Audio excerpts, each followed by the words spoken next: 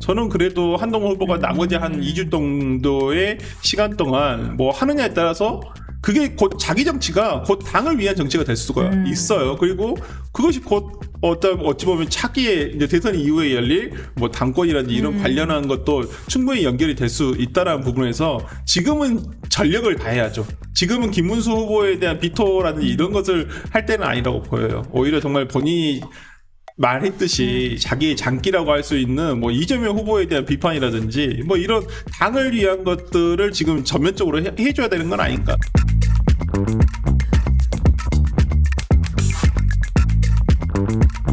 김문수 후보가 5.18 묘지에 가서 눈물을 흘린 게 화제가 됐어요.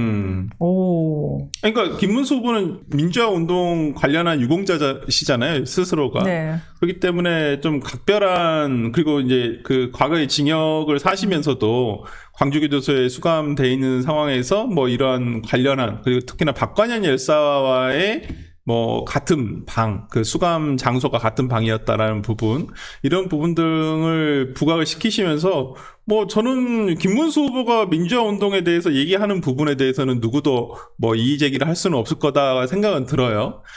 다만 조금 아쉬웠던 것은 5.18 추모식에 참석을 하셨더라면 오히려 김용태 비대위원장만, 그리고 이제 국민의힘의 젊은 의원들이 주로 참석을 했습니다만은 김문수 후보가 참석을 했더라면 더 낫지 않았을까라는 생각을 해보고요. 근데 왜 안 하셨을까? 그러니까 모르겠습니다. 저도 뭐 보니까 뭐 일정 부분에 이제 다른 얘기를 하셨는데, 저는 뭐 그 전날이라도 가셔가지고 추모비에 어떤 거기에 행사를 하셨다는 부분은 그래도 진일보했다. 그러니까 5.18 민주화 운동은 모르겠습니다. 지금도 어떤 그 아주 뭐 외곽에서 들리는 뭐 음모론을 믿고 계신 분도 계시겠지만은 어찌되었건 5.18 민주화 운동을 공식적으로 인정해 준 건 김영삼 대통령 때부터였어요. 그러니까 저는 어떤 이 보수의 가치를 가지고 있냐, 진보의 가치를 가지고 있냐의 문제는 이미 떠났다고 봅니다. 그럼요. 하나의 역사적인 사건으로서 당시 군부 세력에 의해서 민주화 운동을 하다가 어찌 보면 국가 공권력에 의해서 정말 참담한 피해를 보신 건 사실이거든요. 그렇기 때문에 이제는 이거에 대해서 우리가 뭐 진영에 따라서, 이념에 따라서 이 부분을 달리 봐야 된다. 저는 그렇게 생각하지는 않고요. 어쨌든 국가 공권력의 행사가 정말 잘못된 행사가 됐었을 때 어떤 피해가 오는 것이고, 그걸 회복하기 위해서 정말 아직도 그 끝난 지가 40년, 50년이 흘러감에도 불구하고 그 유가족들이라든지 당시 상처를 입었던 분들은 여전히 그 상처를 아물지 못하고 있다라는 부분도 있거든요. 그러니까 이러한 것들이 하나의 우리나라 그러니까 현대사에 있어서 하나의 큰 사건으로 인식을 하고 어떤 그 부분에 있어서 우리가 교훈적으로 받아들여야 될 건 받아들여야 될 것이라고 생각을 하고요. 이제는 더 이상 뭐 여기와 관련한 어떤 잡음이 들려서는 안 된다. 그리고 보수 진영에서도 가끔 뭐 5.18 민주화 운동을 가지고 폄훼를 하거나 뭐 이러신 분들 계신데 이제는 그럴 필요가 없다라고 저는 보여요. 네. 맞습니다. 아니, 국가는 적국으로부터 나를 지켜주는 존재인데 국가가 나한테 총구를 내밀었어요. 그럼요. 국민한테 총구를 더 내밀 그 충격을 어떻게 그 사람들이 쉽게 잊겠습니까? 네네네. 맞습니다. 그거는 뭐 일부 뭐 어딘가 뭐 반동 세력이 있었을 수도 있고 그때 이용하는 뭐 어떤 세력이 있었을 수도 있겠으나 결론은 국가는 자국민한테 총구를 겨누었다 이겁니다. 그러니까 제가 이 말씀 꼭 한번 드리고 싶은데, 그 광주에 계신 모 기자분하고 제가 한번 몇 년 전에 이렇게 얘기를 한 적이 있는데, 왜 그러면 광주나 전남에, 호남에 계신 분들이 다 진보 진영을 다 지지하시는 분들일까? 그렇지는 않거든요. 저도 광주 사람이에요. 저도 호남 사람이고 그렇지만은 저도 중도 보수나 중도 쪽에 있다고 얘기를 하잖아요. 물론 저도 과거에는 제가 민주당에 있을 때는 당연히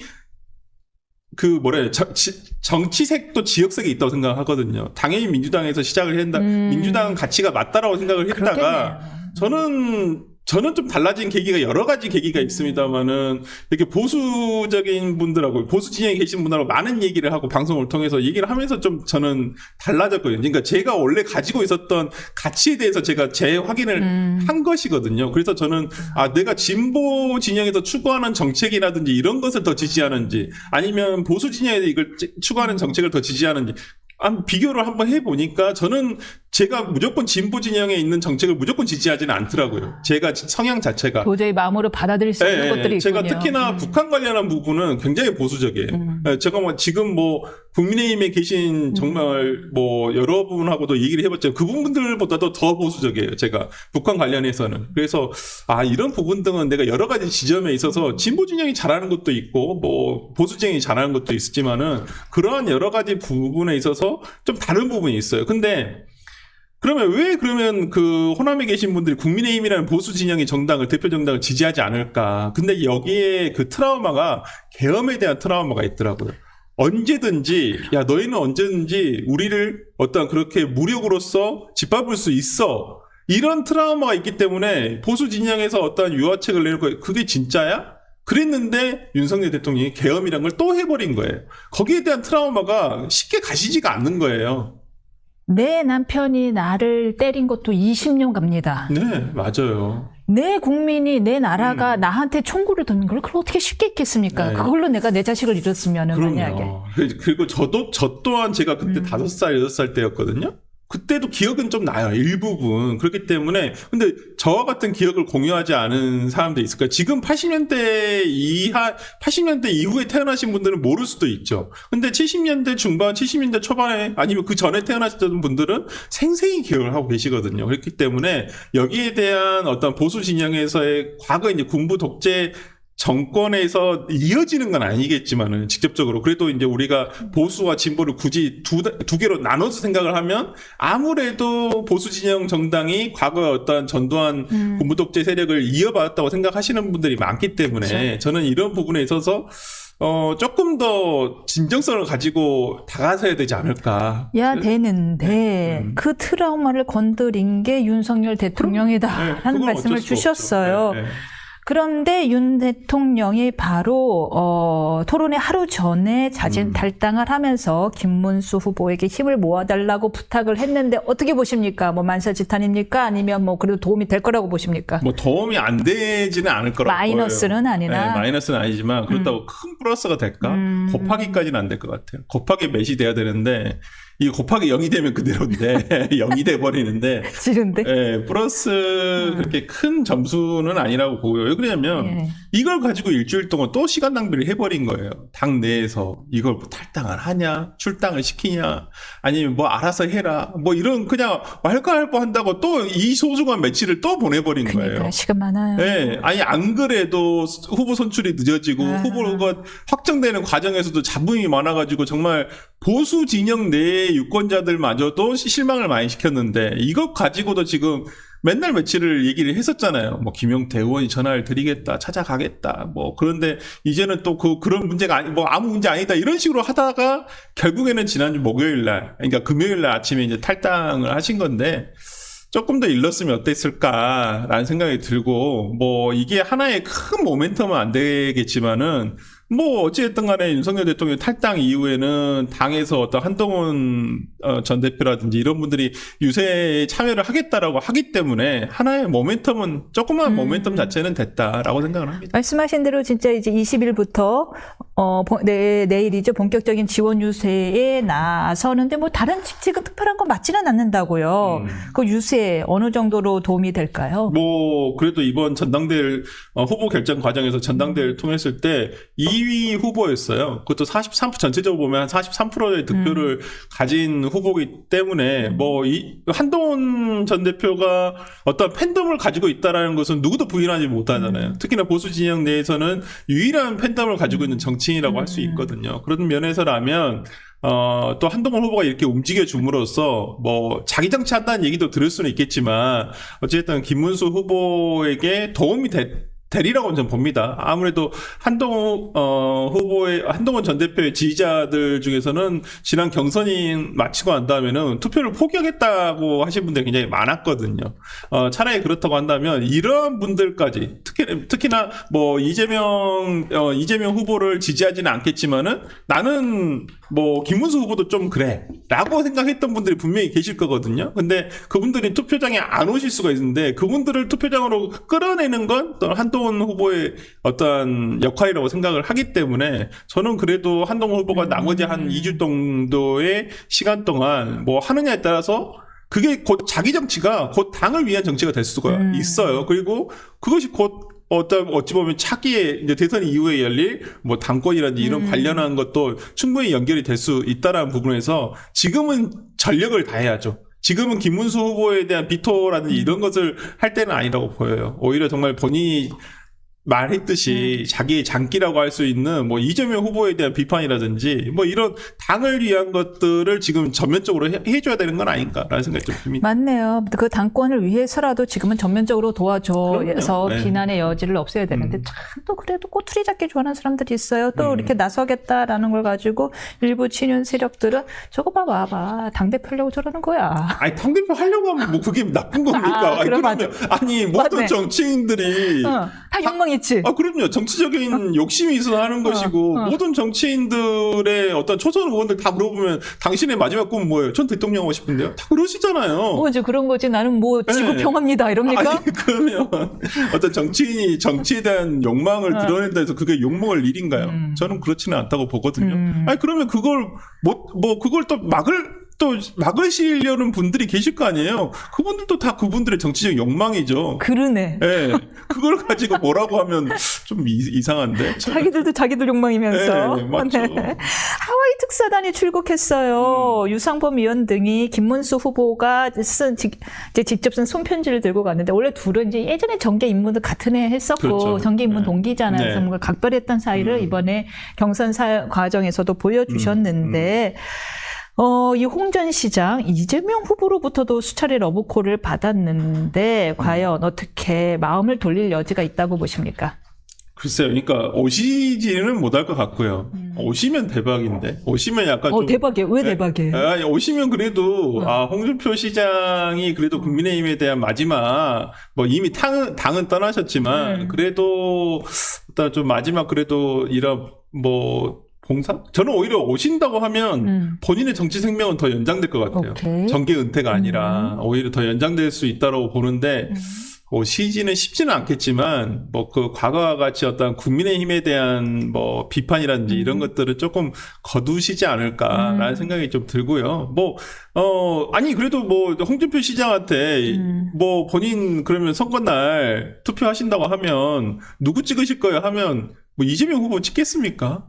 안 찍겠죠. 뭐 오히려 문수영이라고 얘기는 하는 모르겠습니다. 이준석 대표하고도 개인적으로 친분이 굉장히 깊다고 저 들었는데 뭐 문수영 한 번 더 찍어줄 수도 있겠죠. 그러니까 저는 근데 홍준표 시장을 지지하시는 그래도 많은 또 보수 지지층들이 계시다고 저는 알고 있거든요. 그렇기 때문에 또 홍준표 시장이 전 후보가 어떤 해주는 거에 따라서는 지금 보수 진영 내에서의 보수 주자들의 리더가 되고자 하는 보수 주자들의 역할은 최대한 보수 진영의 저는 그 유권자들을 투표소로 오게끔 하는 거예요. 그게 제일 중요하지. 뭐 다른 게 더 중요한 게 아니에요. 이재명 후보를 뭐 비판하고 이게 중요한 게 아니라 이 사람들이 실망한 보수 유권자들을 어떻게 하면 투표소로 데려올까? 이게 제일 중요하죠. 여차하면 지금 정동영 후보보다 낮은 득표율이 나오게 됐어요. 그럴 수 있죠. 네, 지금 그때도 안 나갔잖아요, 그냥. 그렇죠. 리버스 2007년도 대선이 될 확률이 굉장히 지금 지난주 여론조사상으로는 그 확률이 굉장히 높죠. 지금 굉장히 퍼센트 갤럽 기준으로 했었을 때는 거의 한 20% 정도의 차이가 난다고 본다고 한다면 그런 현상이 없으리라는 법은 없죠. 여기서 민심의 지표를 확인해 볼 수 있는 방법이 있는데 어떻게 설 변호사님 투표 나가실 겁니까? 저는 가죠. 오, 네, 저는 가죠. 그래도요. 네, 저는 무조건 가는데 예. 아직 누구를 찍을지는 정하지 않고 저는 공약 보고 찍습니다. 공약 보고 그다음에 네. 남은 기간 선거운동 어떻게 하느냐에 따라서 좀 달라질 거라 생각을 하고요. 네. 뭐 민주당 이재명 후보 같은 경우는 거의 결집이 다 된 걸로 보여요. 거의 유권자들조차도 결집이 거의 다 좀 완벽하게 이루어졌다라고 생각이 들고요. 그에 반해서 좀 보수 진영 같은 경우에는 조금 느슨해요. 아직까지는 결집이 안 됐다는 느낌이고 오히려 이제 뭐 결집이 안 되기는커녕 오히려 지금 반문수 텐트가 만들어지고 있어요. 뭐 이쪽에서 나가서 절로 가고 있잖아요. 그렇죠. 약간 좀 네. 그런 부분도 있는데 뭐 네. 저는 보수 진영의 뭐 김상호 의원이나 김용남 전 의원이 허은하 전 대표라든지 이런 분들이 뭐 민주당 쪽으로 뭐 가시거나 아니면 가시려고 한다라는 부분은 뭐 그럴 수 있다고 봅니다. 항상 대선 때는 장이 열리면 약간 뭐 움직이기 마련이거든요. 그리고 정치인이 어디를 움직이는 데 있어서 가장 중요한 게 명분 아니겠어요? 근데 명분이 가장 잘 서는 게 대선이에요. 솔직히 말씀드려요. 왜냐하면 대부분의 어떤 뭐 대권 후보로서 역할을 할 만한 정도의 정치인이 아니라고 한다면 대부분의 목표가 총선이잖아요. 아니면 뭐 지방자치선거 이게 대다수인데 그런 지금 뭐 김용남 전 의원이라든지 허은하 전 대표라든지 이런 분들은 대부분 총선을 아마 노리거나 아니면 뭐 지방자치단체 정도 아니면 그것도 약간은 광역자치단체 정도를 노리시는 분들이 많으실 건데 그 정도가 되려면 그때 그 전에 움직이는 건 좀 그렇잖아요. 근데 지금 대선 때 일단 움직여 놓으면 그 다음을 노릴 수가 있으니까 저는 그런 면에서 뭐 움직이는 걸 가지고 뭐라고 하겠습니까? 이러하니 네. 저는 뭐라고 하고 싶어요. 이러하니 이번에 이재명 후보가 그동안 감감무소식이더니 개헌에 대한 입장을 이야기했잖아요. 네. 깜짝 쇼처럼. 대통령 4년 연임제 대선 결선 투표제 도입하고요. 그다음에 국회 권한 더 강화하는 방향으로 하였습니다. 이렇게 다들 사실 뭐 한 명에 한두 명 빼고는 다들 국회의원이 목표인 사람들이 가니 국회의 권한은 여전히 자꾸 강화되는 방향으로 갈 수밖에 없어요. 그러니까요. 지금 네. 대통령의 권한이 센 건 사실이에요. 헌법상. 원래 이제 우리나라의 헌법 개정의 역사라는 것은 초제왕적 어떤 대통령의 권한을 축소하는 방향으로 갔던 것은 사실이고, 왜냐하면 과거에는 의회의 권력이 훨씬 더 약했거든요. 대통령이 우리는 약간 우리가 왕조 국가를 이어받았기 때문에 현대 대한민국이라는 나라가 약간 대통령을 왕이라고 생각. 그때 대통령을 나라님이라 부르는 사람도 그렇죠. 있었어요. 있었죠. 아니 지금도 어른들은 그렇게 생각하시고 나라님. 모르겠습니다. 윤석 대통령 그래서 왕자를 세게 되는지는 모르겠는데 네. 하여튼 뭐 그런 씁쓸한 기억이 있습니다만은 하여튼 뭐 그런 부분에 있어서 이 권한을 굉장히 축소시켜온 개헌의 역사라고 생각을 하는데 그에 반해서 의회는 굉장히 약했거든요. 그리고 의회가 이렇게 양당제가 견고하게 있었던 적은 별로 없었어요. 그전에는 3당 내지 4당 체제로 보통은 3당 체제로 이렇게 운영이 됐던 게 사실이었는데 지금은 오히려 양당제가 격화가 되고 한쪽 당에 너무 많은 의석수가 쏠리면서 의회 권한을 최대한 행사를 해버렸죠. 근데 그 행사를 하는 것까지는 좋아요. 뭐 있는 권한이니까 행사할 수 있겠죠. 근데 이것이 위헌까지는 아니어도 부적절하다는 거에 대해서는 상당히 많은 분들이 공감을 하고 계시거든요. 근데 지금은 오히려 위헌적인 이 선까지도 넘어가려고 하는 부분이 있어서 굉장히 우려가 깊은 거죠. 근데 이걸 막아주던 게 그나마 대통령의 거부권이었는데 이것마저도 지금 이제 무력화될 확률이 굉장히 높아지다 보니까 걱정이 안 될 수가 없는 거죠. 그래서 의회의 권한을 저는 좀 축소시킬 필요도 있다. 근데 지금 의회의 권한을 계속 강화시키고 있거든요. 감사원도 의회 소속으로 돌리자. 뭐 이건 예전부터 논의가 있었던 건 사실입니다. 감사원이 대통령의 소속으로 돼 있습니다만 독립된 기구로서 하고 있었는데 실제 감사원이 어느 정부에서나 어느 정권에서나 진보 진영이든 저쪽 진영이든 보수 진영이든 정말 어떤 독립성, 대통령으로부터 독립돼서 그렇게 감사를 제대로 공정하게 했었는지 이런 부분에 대해서는 조금 의심을 받을 만한 여러 사건들이 몇 개는 있었거든요. 그러니까 뭐 그런 특히나 뭐 예를 들어서 이명박 대통령의 4대강에 대해서 박근혜 대통령 감사원에서는 4대강이 위법이라고 그랬었어요. 어떤 부적절한 사업이었다라고 해서 굉장히 그걸 다시 한번 뒤집어 봤었거든요. 그렇기 때문에 저는 그러한 부분에 있어서 감사원을 의회로 돌린 것까지는 좋다고 봅니다. 그건 뭐 기존에 논의가 있었던 건 분명한데 검찰의 영장 청구권을 독점적인 영장 청구권을 없애겠다 이런 부분이라든지 나머지 부분에 대해서는 조금 더 논의가 돼야 되지 않을까. 이게 과연 여야 모두의 합의로 과연 통과될 수 있는 개헌 아닌가라는 생각은 좀 들고요. 개헌에 대한 의지가 있는지도 약간은 의심은 좀 들어요. 그래요. 네, 그래요. 저는 하나의 이제까지 대선 후보 중에서 개헌에 대해서 얘기하지 않은 부분은 없었거든요. 근데 어저께 이재명 후보가 얘기한 것은 아마 토론회를 앞두고 하나의 저는 미리 준비된 카드였다라고 생각이 들었고요. 저는 제일 처음에 봤었을 때 이거 오해할 수 있게끔 나왔었어요. 4년 중임제로 한다는데 이 본인도 한다는 얘기인가? 연임제를 한다는 얘기가 그러니까 본인도 한다는 얘기인가? 개헌안에 약간 그렇게 오해받을 만한 워딩이었거든요. 그리고 임기 단축이란 말이 없더라고요. 임기 단축이 없는데 어떻게 최대한 빠르면 내년 지방선거 아니면 그 다음 총선에서 이걸 같이 하자라고 하지? 라는 생각이 좀 들었거든요. 그래서 본인에 대한 임기 단축 내용이 전혀 없다라는 부분에 있어서는 조금 그 진정성이 조금 의심받을 만하겠다라는 생각이 좀 그렇게 들더라고요. 극단적으로 말씀하지 마세요.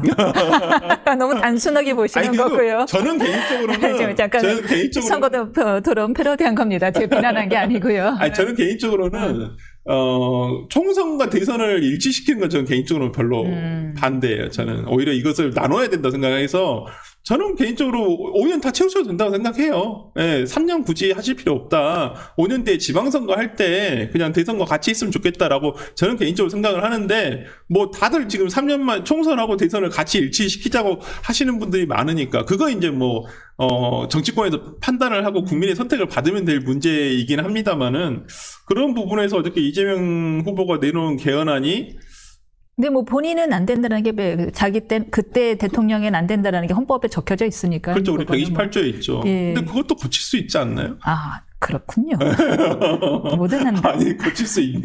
그렇군요. 네. 그러면 김문수 후보가 그래 임기 3년 단축하고 이번에는 그다음에 4년 연임제 하지 말고 중임제 이제 뭐 그게 이제 트럼프 대통령이 중임제 케이스인 거죠. 그렇죠. 연임은 아니고 네. 한 번 퐁당해도 한 번 네. 더 할 수 있는 거. 네. 4년 중임제 개헌을 역제안하면서 개헌 협약을 체결하자 그랬는데 체결할까요? 저는 진정성이 있으면 만약에 이재명 후보가 대통령이 당선이 된다고 하면 그 즉시 개헌에 대한 어떤 정말 실질적인 논의 기구를 만들어야죠. 의회와 정부와 한꺼번에 해가지고 그리고 의회도 어떤 모든 정치 권력들이 참여할 수 있는 그러니까 기존에 그 개헌안에 대한 논의는 엄청 많았어요. 워낙 이게 뭐 한두 해 전에 나온 얘기도 아니고 정말 오랫동안 논의가 됐던 얘기고 저는 기본적으로는 기본권에 대해서도 조금 더 디테일하게 규정이 돼야 한다고 생각을 하거든요. 권력 구조에 대한 것은 뭐 정치권에서 자기 이득에 따라서 달라질 수 있는 부분인데 국민의 기본권 파트는 오히려 국민들이 직접적으로 그 영향을 받는 거잖아요. 그러니까 제가 항상 뭐 A씨로 들은 말씀이 삐삐도 안 나오던 시절에 만들어진 헌법을 가지고 저기 삐삐가 뭐예요? 카폰도 없던 시절이었어요. 네, 진짜로 그런 시절에 만들어진 헌법을 가지고 칼라 TV도 없던 시절에 우리가 지금 87년생이구나. 87년도. 87년도잖아요. 그러니까, 칼라 TV는 있었다. 삐삐도 없었어요. 근데 지금 우리가 스마트폰이라든지 AI가 지금 지배를 하고 있는 시절의 헌법이라고 한다면 정말 그 무수히 많이 비어있는 공간들이 많이 있을 거라 생각하기 때문에 저는 좀 기본권에 대한 논의도 조금 충분하게 좀 얘기가 됐으면 좋겠다. 그거 진짜 중요한 얘기입니다. 네.